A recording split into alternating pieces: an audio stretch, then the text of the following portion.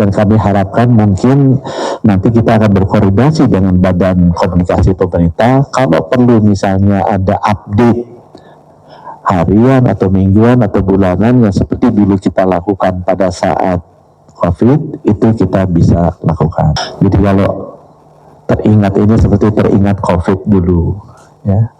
Tadi yang kita bicarakan khususnya dari pengawasan adalah kita ingin melakukan standarisasi dari laporan dan angka-angka. Ya.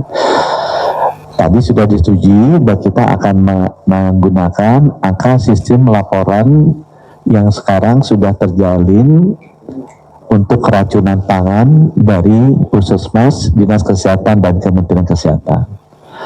Angka-angka itu setiap hari ada, setiap minggu ada, dan nanti angkanya akan dikonsolidasikan bersama antara Kemenkes dan BGN. Ya.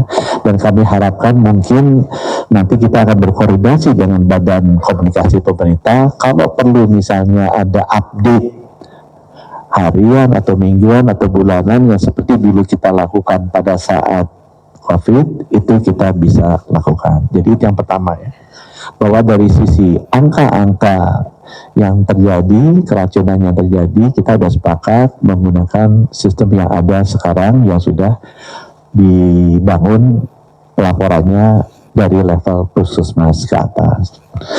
Yang nomor dua, kita juga membereskan masalah sertifikasinya, jadi standar minimum dari SPPG-nya.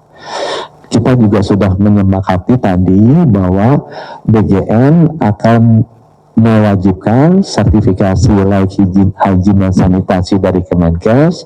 Kemudian ada satu lagi yang proses apa Bu namanya?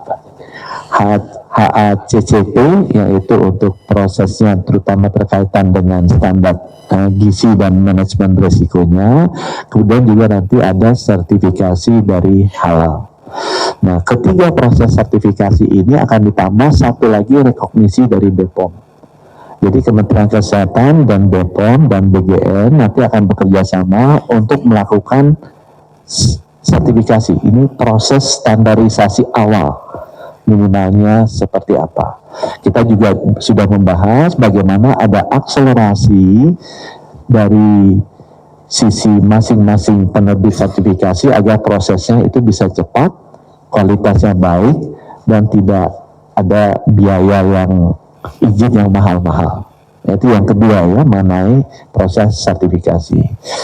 Proses yang ketiga yang paling penting adalah pengawasannya itu sendiri. Nah, kita sejak meeting hari Minggu kemarin juga sudah berkoordinasi dengan Pak Mendagri nih. Langsung hari Seninnya kita kumpulin seluruh kepala daerah, kepala dinas kesehatan untuk mendiskusikan bagaimana kita bisa membangun sistem pengawasan yang komprehensif. Nah, tadi juga sudah setuju di meeting bahwa pengawasan itu secara internal akan dilakukan oleh BGN setiap hari. Kita akan membangun checklist apa saja yang mesti diawasi. Contohnya, itu kan ada bahan baku yang kita pakai. Apakah bahannya memang kualitasnya bagus atau tidak? Itu dibicarakan. Tadi Kepala Badan Pangan Nasional bilang ada standar-standarnya untuk mengecek kualitas bahan baku. Tadi juga kita bahas bahwa kualitas air itu sangat penting untuk menentukan apakah nanti makanan yang disajikan itu baik atau tidak. Itu juga nanti akan dilakukan proses pengawasannya on daily basis oleh Badan Gizi Nasional.